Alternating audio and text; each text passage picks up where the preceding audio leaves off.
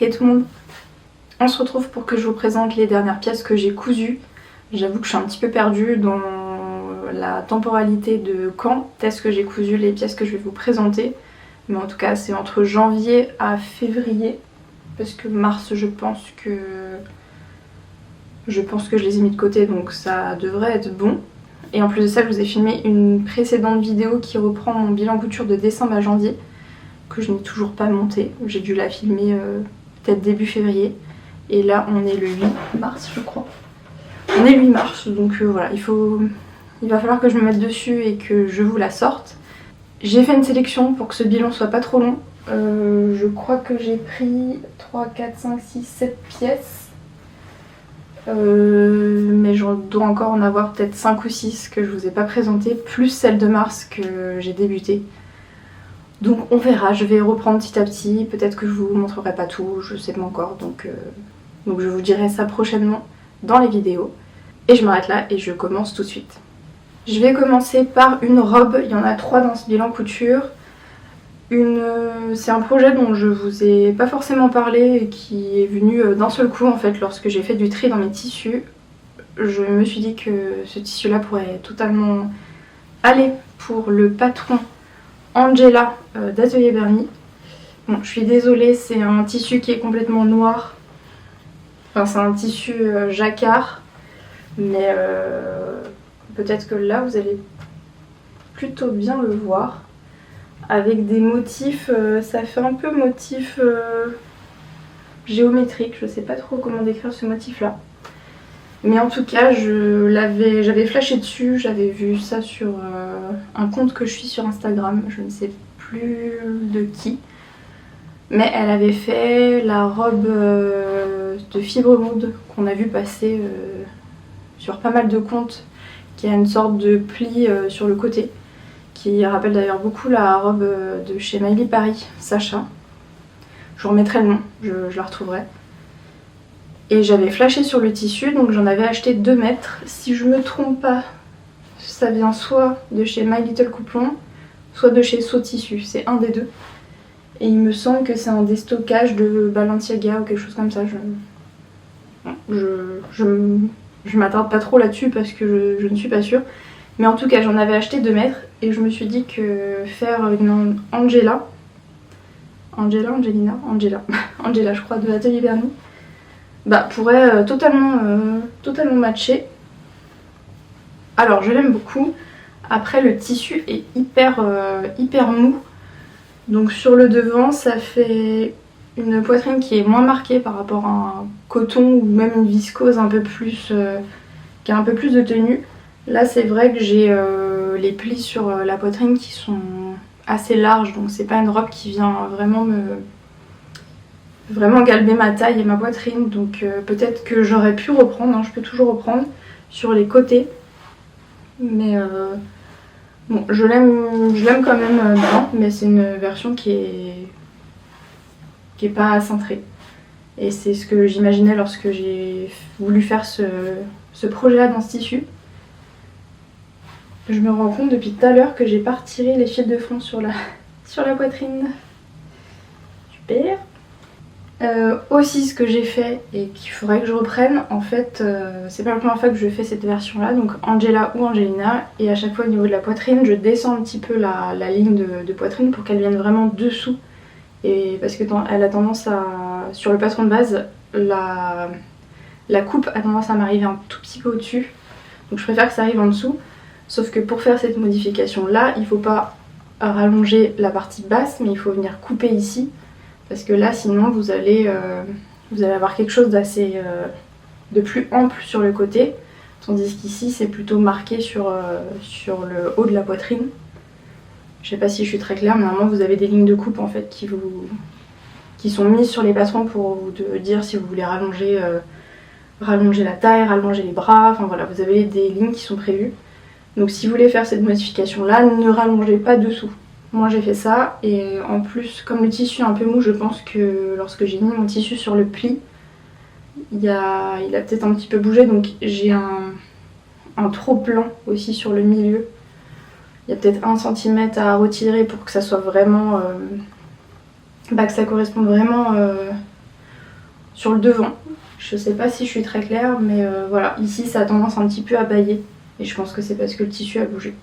À part ça, c'est une robe qui est plutôt simple à réaliser, il n'y a pas de complications. Elle est assez longue parce qu'il faut assembler les 9 pans de la jupe, 9 ou 7 pans, je ne sais plus, qu'il faut ensuite surjeter. J'ai d'ailleurs hésité à les faire en couture anglaise. Et je pense que j'ai peut-être eu un peu la flemme, mais maintenant je regrette parce que ça aurait vraiment fait des finitions plus propres. Et je vous dis ça, mais non, j'ai pas fait de couture anglaise parce que j'avais... en fait, j'en ai commandé 2 mètres et je pense qu'au lavage, le tissu s'est rétréci. Et finalement, j'ai pu caler de justesse la robe. Et c'est pour ça que j'ai pas rajouté des marges supplémentaires pour faire des coutures anglaises. Même si en soi, j'aurais pu coudre à 0,5 et 0,5. Mais voilà, je suis partie sur des surjets. Et là encore, j'ai fait la même modification que sur toutes mes versions. Au lieu de mettre une parmenture, j'ai fini l'encoulure du haut avec un biais noir tout simple. Et voilà, après la robe se ferme par un zip invisible dans le dos. Pardon. Et au niveau de la taille, je l'ai fait en 40. Ma première version, je l'avais gradée, j'avais fait un 42, niveau poitrine un 40. Et finalement, maintenant je fais un 40, c'est la taille qu'il me faut pour ce modèle, voilà. Et petite déception sur le tissu, mais bon, après c'est normal. Hein. Donc c'est une viscose jacquard qui est assez fragile parce que j'ai un bracelet en fait que j'avais mis, je l'avais porté pour un anniversaire. Et je sais pas si vous allez voir, mais j'ai un bracelet qui a une sorte de boucle, un fermoir en fait. Et il est venu s'accrocher à certains endroits. Et là vous voyez il y a des fils qui sont sortis. Donc ça l'a un petit peu abîmé. Bon après ça se voit pas tant que ça. Et aussi j'ai pas mal galéré sur l'ourlet qui je pense qu'il est pas vraiment droit. Mais c'était hyper galère sur ce tissu. Mais après je pense qu'au niveau du porté ça ne se voit pas non plus. En tout cas c'est une robe noire assez simple que j'aime beaucoup, qui fait habiller en même temps pas trop. Donc voilà, pour des anniversaires ou un restaurant ou ce genre d'événement, je trouve que ça passe bien. Et ouais, je crois que j'avais refait aussi au niveau de la pose du zip, il tombait pas forcément exactement en face en fait entre les deux dos. Donc j'avais un décalage sur la couture. Donc j'ai tout décousu pour tout refaire et là je trouve qu'il est plutôt pas mal. Vous voyez, les 2 lignes de couture sont plutôt bien réussies. Donc voilà pour, je vous la mets à l'endroit, pour Angela. C'est un modèle que j'aime beaucoup et que je compte me refaire encore dans d'autres versions.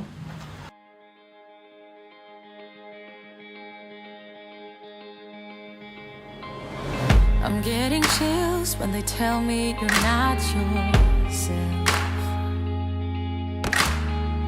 Trying to move, but it's hard, I'm out of breath. Je vais continuer sur les robes.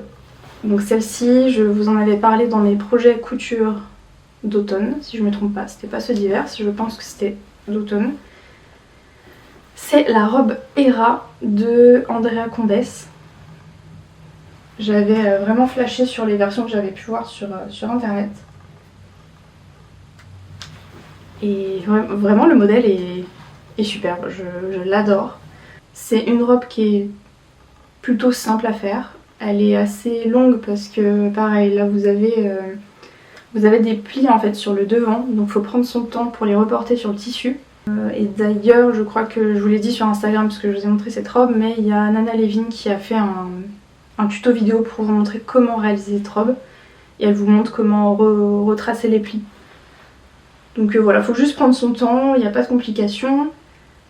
Par contre, si vous débutez, je trouve que le livret d'explication est très sommaire. Vous avez une page avec 6 ou 7 étapes, c'est hyper succinct. On vous dit de reporter les plis, d'assembler les parmentures, surjeter, faire le roulet. Enfin, c'est vraiment très, très sommaire, donc c'est pas un patron qui est détaillé, mais en même temps c'est pas une robe qui est compliquée à faire.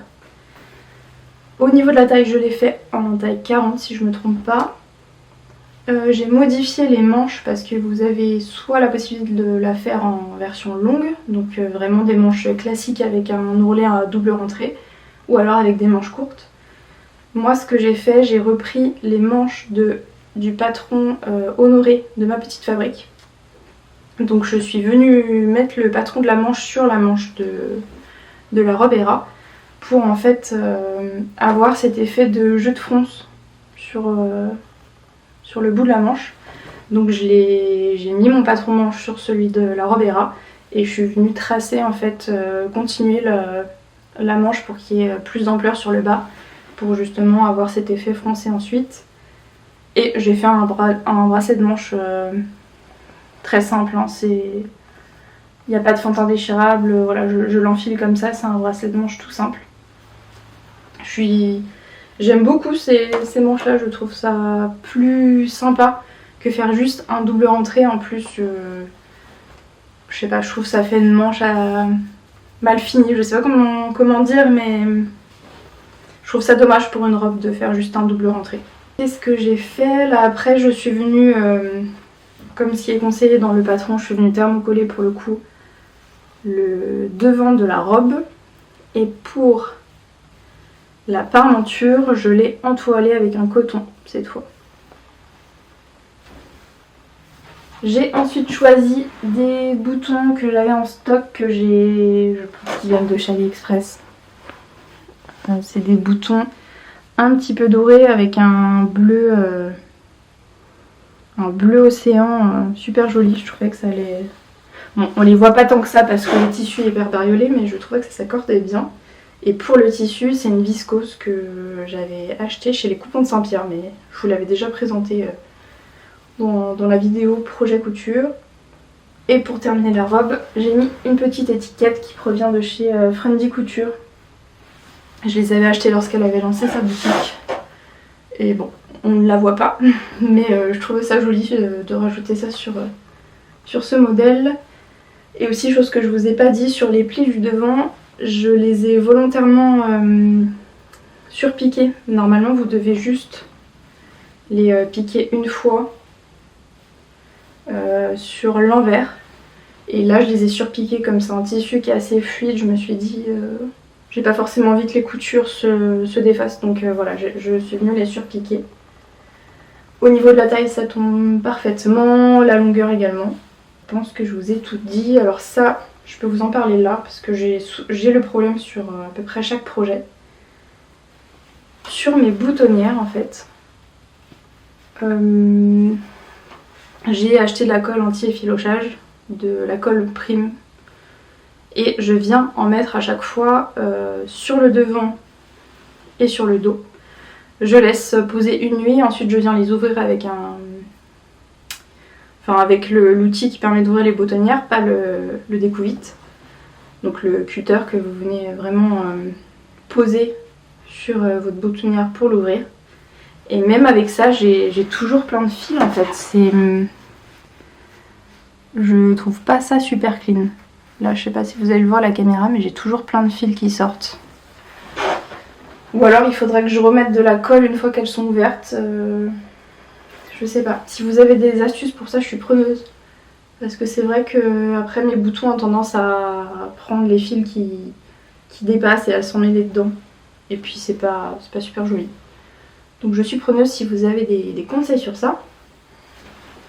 Et comme j'ai validé, on va dire plus ou moins cette toile, je l'ai refaite dans le tissu que je vous ai montré aussi dans mes projets d'automne. Dans un tissu tie and dye violet qui provient de chez Pretty Mercery, qui est aussi une relique que j'ai depuis très très longtemps. Et c'est un tout autre effet, mais je l'aime beaucoup aussi. Je suis super bien dedans. Pareil, je l'ai fait en taille 40, j'ai fait les mêmes modifications sur les manches. Là je suis venue, je crois pareil. Je suis venue thermocoller le devant. Et pour le coup, la parmenture, je ne l'ai pas thermocollée. Et au niveau du décolleté, ça a tendance un petit peu à s'ouvrir. Alors peut-être que c'est à cause de ça. Bon après c'est très léger, je la porte quand même. La longueur est nickel, ni trop courte ni trop longue. Et pour les boutons, pareil, c'est des boutons AliExpress qui ont un côté un peu violet mais plus sur le lavande. Et même si c'est pas le même violet, je trouve que ça allait bien aussi. Donc j'aime beaucoup, je l'aime beaucoup. Et je me suis aperçue il y a pas longtemps par contre qu'il y avait un petit défaut sur le tissu. À moins que ce soit moi qui l'ai fait lors de la boutonnière, mais j'ai plutôt l'impression que c'est un défaut sur le tissu. Je sais pas si vous allez voir ici, mais j'ai une sorte de trait comme si des fils avaient été tirés juste ici. Donc c'est un petit peu dommage que ce soit sur le devant, mais je pense qu'il y a que moi qui le vois. Celle-ci, je pense que même pour le printemps avec des collants, elle va être trop bien. Je l'aime beaucoup. Donc voilà pour les robes que j'ai cousues entre janvier et février. Et je vais passer sur les bas.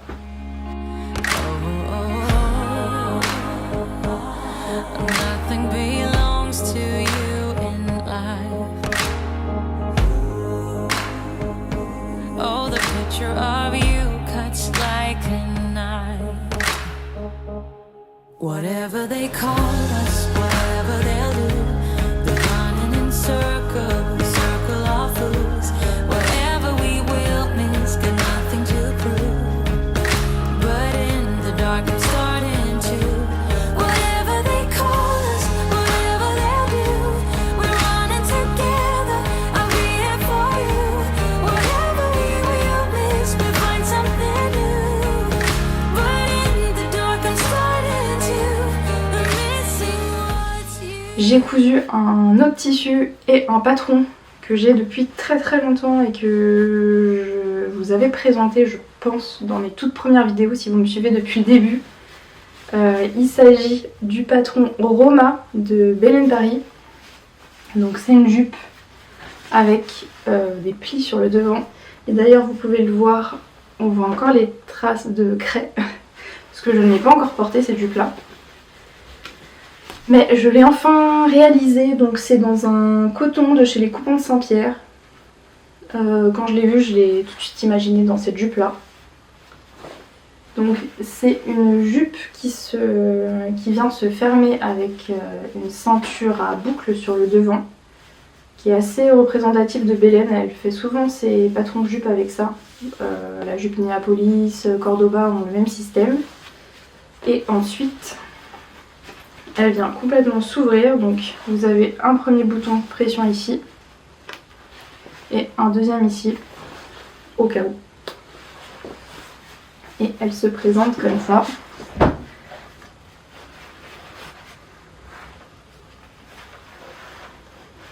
Je vais peut-être reculer un peu plus. Donc voilà, vous avez un aperçu de la jupe qui est entièrement doublée.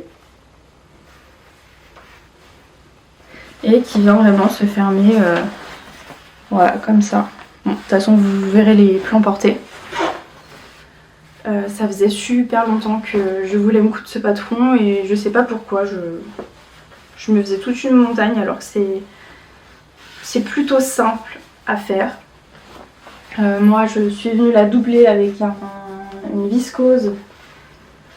Des Coupons de Saint-Pierre que j'ai en stock depuis très longtemps aussi, dans lequel j'avais fait ma robe Kittery, ma jupe Lover de Liz Taylor, donc il me reste encore.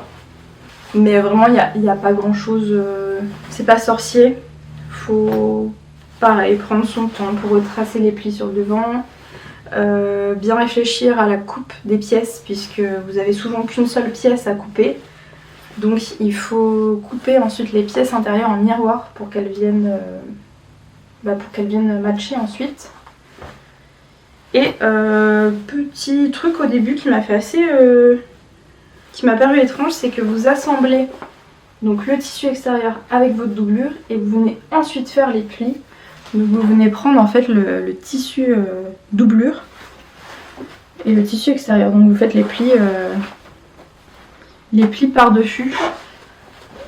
J'aurais cru pour le coup que les plis auraient été faits en premier et ensuite que on ait besoin d'avoir une pièce plus petite pour la doublure, parce que là vous avez vraiment un grand pan avant de retracer les plis. Donc il y a pas mal de pertes au niveau du tissu. Ça aurait été chouette d'avoir juste une pièce plus courte en fait qui correspond à la fin du projet. Mais peut-être que c'est pour une raison de retraçage des plis, parce que si vous avez un écart, il est possible que votre tissu doublure ensuite ne corresponde plus. Donc c'est peut-être pour ça. Au niveau de la taille, si je me trompe pas, je l'ai fait en taille 42 parce que j'avais fait de base la Néapolis en 38 et je me suis rendu compte que je pouvais la fermer puisque c'est une jupe, je pense qu'on appelle ça jupe portefeuille aussi. Sauf que dès que je m'asseyais, ça s'ouvrait pas mal. Alors que là, peut-être qu'elle est un petit peu grande, mais là je suis sûre que vraiment le tissu intérieur il vient vraiment se plaquer carrément dans mon dos. Donc ça vient vraiment envelopper toute ma taille. Et ensuite j'ai ce pan là qui vient se remettre dessus. Donc j'ai envie de dire, même s'il y a une partie qui s'ouvre, il y a encore ce bouton pression qui est là et on ne voit pas le dessous. Donc vraiment un patron très chouette. Ma seule crainte c'est que les plis sur le devant se défacent avec le temps, puisqu'en fait il faut venir les repasser pour les former. Ils sont piqués sur le dessus mais ils s'arrêtent assez haut, donc après c'est vraiment le tissu qui vient se placer naturellement. Mais j'ai passé franchement pas mal de temps à vraiment repasser les plis pour que ça tienne bien en place, parce que vous pouvez peut-être le voir même, vous voyez sur le bas celui-ci il se met pas forcément super bien. Peut-être que ça vaudrait le coup de faire quelques points à la main.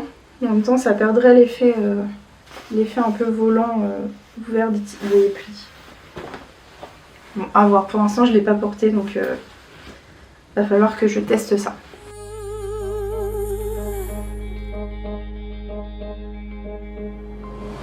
I see your face, your mouth looks like mine. Pretend to dream, surrounded by ghosts in white. And nothing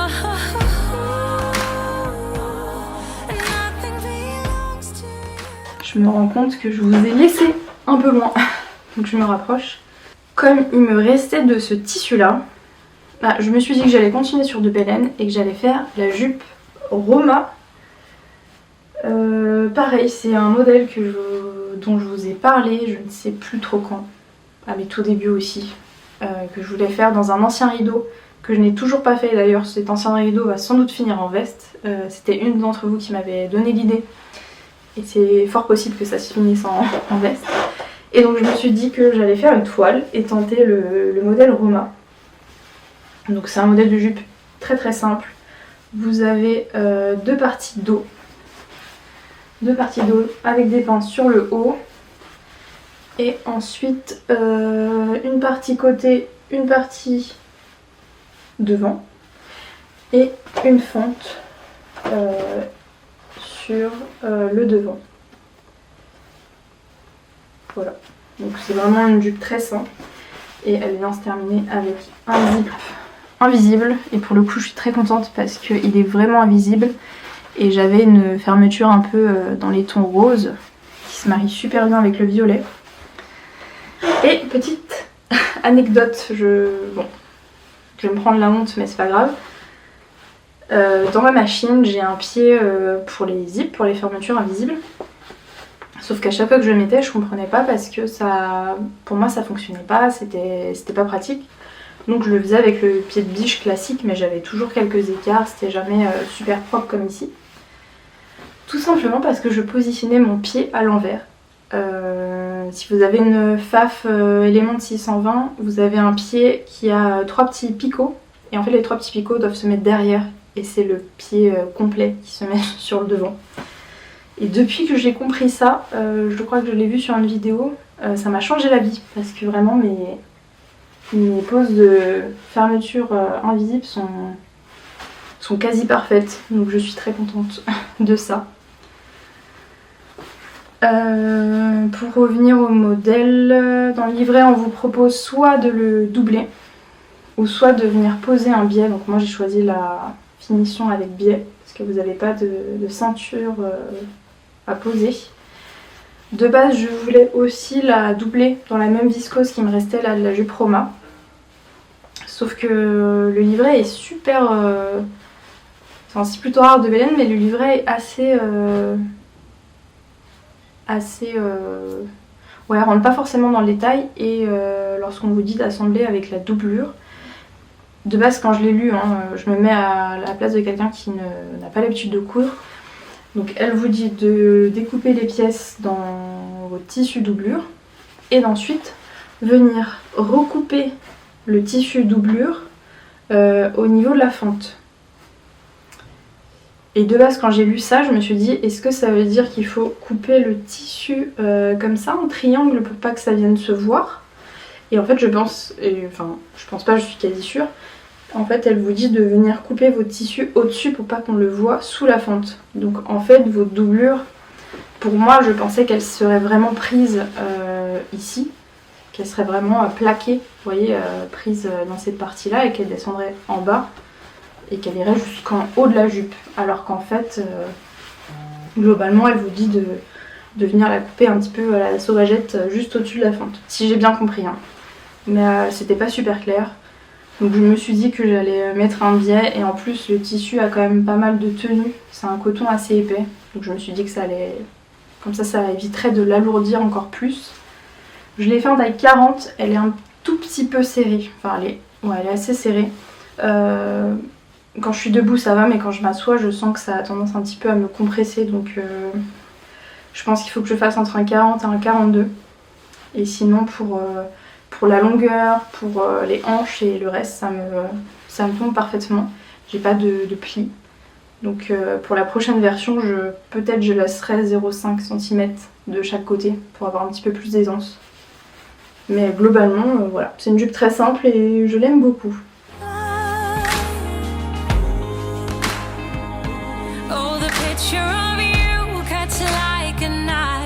Whatever they call us, whatever they'll do, they're running in circles, circle of fools. Whatever we will miss, got nothing to prove. But in the dark I'm starting to, whatever they call. Avant-dernier projet, on passe sur un pantalon que je vous avais un petit peu teasé dans mon bilan, pas le dernier qui sortira avant cette vidéo, mais le précédent. Je crois que c'est celui-là, je ne sais plus. Mais je vous parlais du pantalon Brooklyn de Maison Fauve, pour lequel j'ai vraiment un coup de cœur, j'adore ce modèle. Je l'avais réalisé dans un mélange lainage, c'était un tissu de tailleur plutôt, des coupons de Saint-Pierre avec un petit peu de laine et je pense du polyester. Et je vous avais parlé d'un tissu que j'avais pris chez Pretty Mercerie qui pour le coup est 100% laine et que je trouve superbe. Et je l'ai réalisé voilà, dans le pantalon Brooklyn. Donc je crois que j'ai fait aucune modification par rapport à l'autre, j'ai refait les mêmes choses. J'ai fini la ceinture au biais, je suis partie sur un zip voyant parce que j'avais pas de zip invisible d'une couleur qui pouvait matcher et en plus dans la taille demandée, et j'avais pas envie d'en racheter un, bref. Mais je pense que je vais le changer parce que pour le coup il est un peu grand alors que l'autre me tombait parfaitement, mais je pense que quand j'ai découpé mes pièces j'ai peut-être pas forcément découpé exactement sur le patron, donc j'ai un petit peu de marge et c'est vrai qu'il est quand même pas mal grand. Donc il faudrait que je le reprenne au niveau de la fermeture. Peut-être que ça viendrait me faire gagner un peu de marge, enfin, ça viendrait réduire un petit peu plus le pantalon. Ou sinon il faudra que je découle toute la ceinture et que je recoupe, que je rogne un petit peu encore sur le côté. À voir, à réfléchir. Bon après je peux quand même le porter, il ne tombe pas, comme ça je peux mettre un gros pull et le rentrer dans le pantalon, donc ça c'est top. Pour parler un petit peu du pantalon, globalement vous avez deux plis au niveau deux plis de chaque côté au niveau du dos. Vous avez ensuite des fausses poches. Sur le devant, vous avez des poches sur le côté, des plis plats sur le devant et qui continuent sur le dessous. Vous avez des passants. Donc moi les passants, à chaque fois, je sais que sur la plupart des patrons de pantalons, on vous dit de surjeter un côté, de ensuite le replier une première fois et une seconde fois, et c'est le côté surjeté qui est apparent. Donc moi je rajoute 1 cm et je viens le refermer comme si vous faisiez du biais. Donc je viens le plier une fois au milieu, envers contre envers, je viens le rouvrir, je viens rabattre les deux côtés sur la marque sur la pliure que j'ai fait précédemment au fer, et ensuite je replie une nouvelle fois pour les plaquer en sandwich et je viens surpiquer tout le long. Donc comme ça en fait vous avez un passant où il n'y a pas de surjet apparent. C'est vraiment je trouve ça vraiment plus propre, et dans le temps ça, je pense que ça tient mieux parce qu'à force de glisser une ceinture, le surjet il est quand même pas mal sollicité et j'ai peur que les fils de partent en fait ou s'accrochent. Donc là je trouve que c'est plutôt bien et ça rajoute pas non plus trop d'épaisseur. Au niveau du bas, le patron boucline est quand même assez long, donc de mémoire je crois que j'enlève 5 cm si je me trompe pas. Mais après je vous conseille de le porter sur vous et de faire le rouler en conséquence de comment vous les portez, avec quelles chaussures. Moi je mets souvent des chaussures compensées, donc j'aime bien quand ça tombe vraiment pile poil sur le sol, donc j'ai vraiment 3-4 mm, mais on voit pas mon pied. Mais voilà, c'est vraiment le rendu que j'aime. Que vous dire d'autre sur ce patron? Non, je pense que j'ai fait le tour. Comme c'est un tissu 100% laine, il est super chaud. Donc quand il fait froid, c'est trop bien. Je suis trop bien dedans. Le tissu gratte un tout petit peu, mais voilà, je suis pas sensible au niveau des jambes, donc ça me gêne pas plus que ça. Et il est fort probable, encore une fois, que ce soit un patron que je refasse peut-être dans un tissu un peu plus fluide pour voir le rendu. Même si le tissu tailleur dans lequel je l'avais fait, il était quand même assez souple. Mais peut-être dans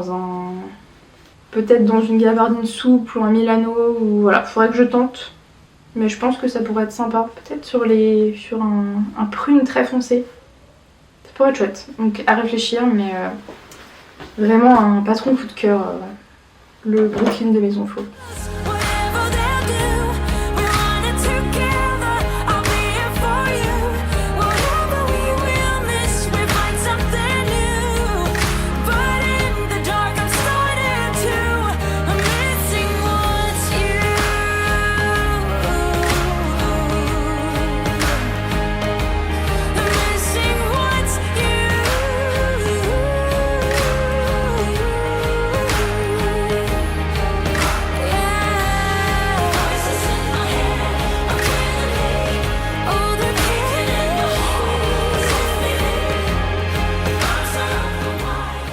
Pour terminer, il s'agit encore d'un projet que je vous ai montré qui faisait partie de mes projets automne, encore une fois.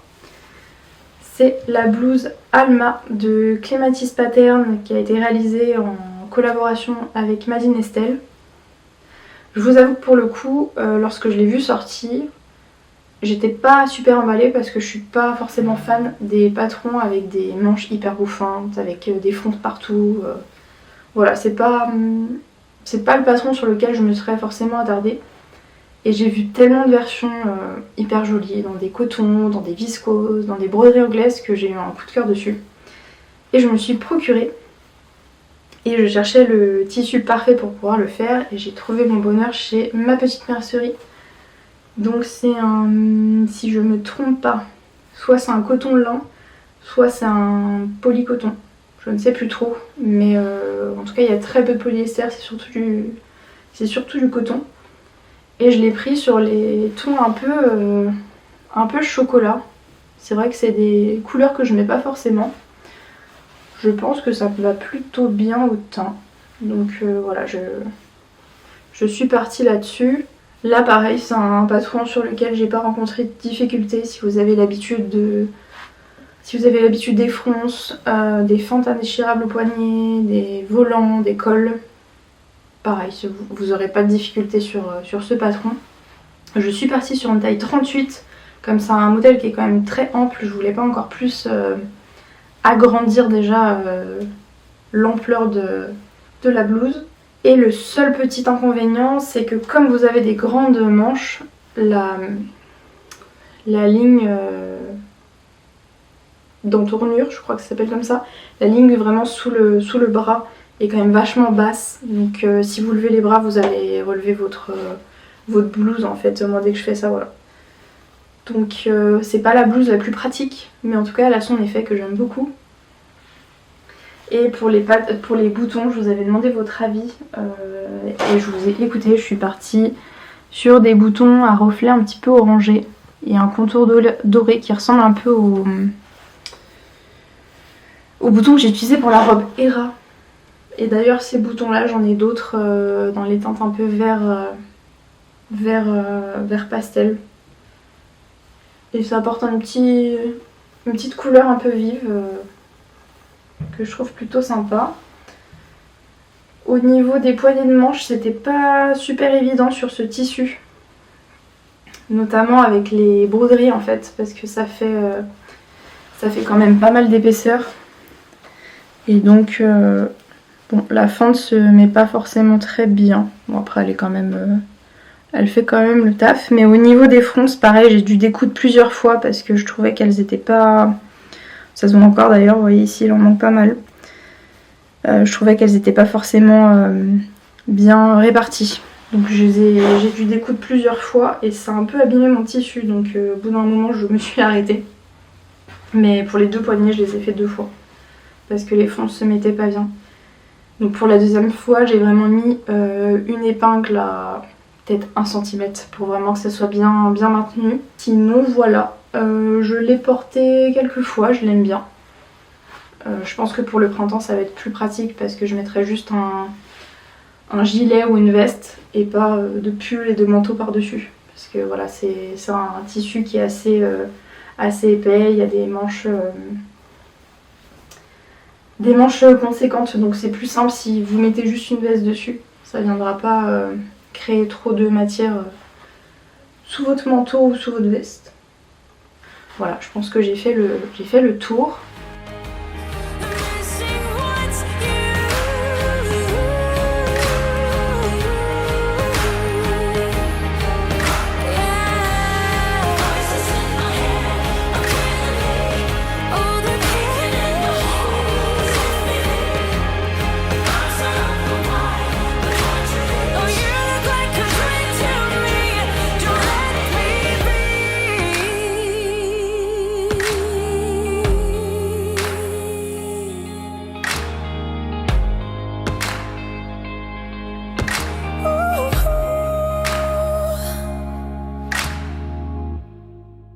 Il y a encore plein de projets dont je vous ai pas parlé, mais pour éviter que les vidéos soient trop longues, je préfère m'arrêter là.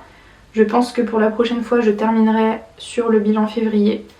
Comme je vous ai dit, je pense qu'il me reste, là je vois parce que j'en ai mis sur le côté, il me reste une robe, une jupe short que je porte actuellement, que j'adore.